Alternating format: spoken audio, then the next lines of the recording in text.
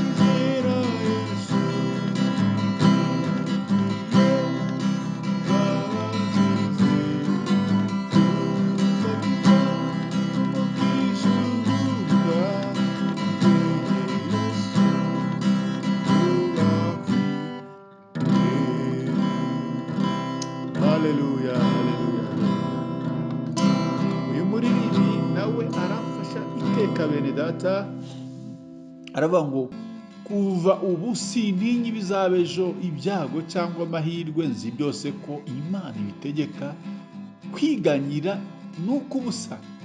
Aravuga ngo mbeshwaho no kwizera Yesu, niringiye imbabazi ze, mbumbatirwa n'umukiza unkunda, nizeye Yesu nta bwoba mfite. Kabiri aravuga ngo umwanzi Satani yangerageza nkabona amakuba menshi, nzi yuko umukiza amba hafi, njye mwisunga mwihishemo.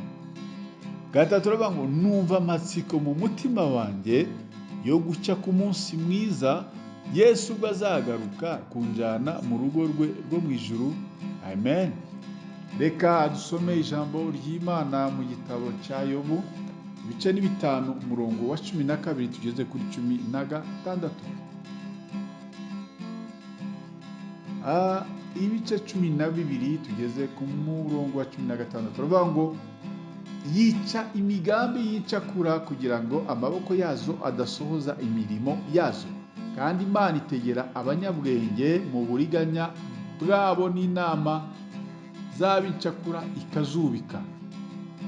14 bahura n'umwijima ari ku manywa, barindagira ku manywa y'ihangu nka nijoro, ariko umukene imukiza inkota zo mu kanwa kabo, ndetse n'umutindi imukiza amaboko y'abakomeye. Nicyo gituma umukene agira ibyiringiro, kandi akanwa k'abakiranurwa kazahozwa. Mwakire neza ijambo ry'Imana. Incakura burya ntushobora kumenya ibyayo, ibyo itekerezaho, ibyo igutekerezaho.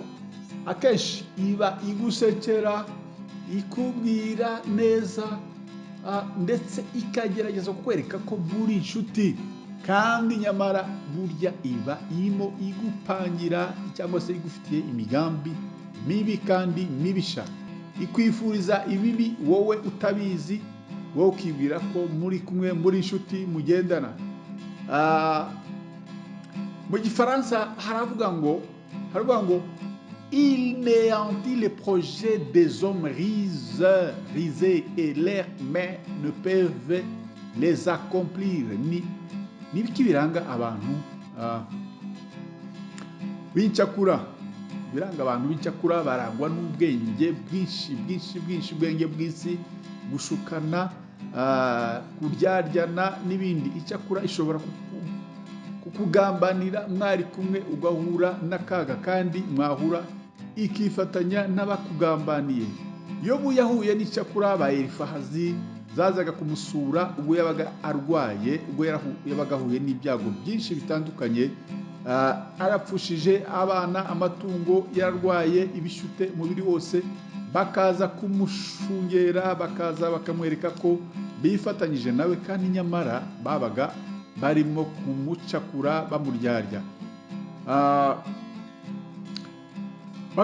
Bakamubwira amagambo meza, ariko arimo ubucakura, bakamuryarya, bakamwereka ko ari inshuti ze, kandi nyamara ari abashinyaguzi hirya. Ni kenshi incakura zitwereka ko turi kumwe mu bihe bitugoye, ndetse zikatwereka ko turi kumwe, nyamara zikaba iza mbere mu kutugira inama. Izo nama nyamara zirangiza ubuzima bwacu. Iyo urangaye gato zikugusha mu mwobo, nk'uko ijambo ry'Imana ritubwiye hano muri yo bice 5:12 umurongo 16. Baravuga ngo yica Imana yica imigambi y'incakura kugira ngo amaboko yazo adasohoza imirimo yazo, kandi Imana itegera abanyabwenge mu buriganya bwabo, n'inama z'ab'incakura ikazubika.